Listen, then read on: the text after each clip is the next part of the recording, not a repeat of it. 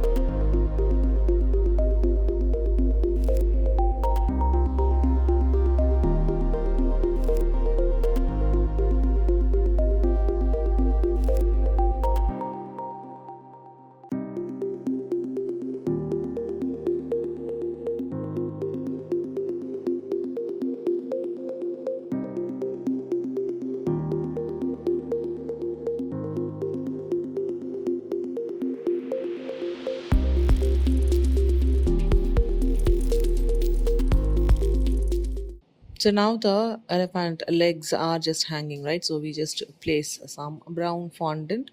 You could still continue using the modeling chocolate, however, if you have a brown fondant handy, so that is also just going to work. It doesn't have to really blend and all here. So anyway, a little bit of creases here and there is fine because it is just a rock. So keep building up on the rocks to just make sure and creating like a platform for the elephant to stay, and just make the marking the outline and then just giving the dents for the rocks because it is just going to be uneven, creating some uneven textures on the outside of the rock as well.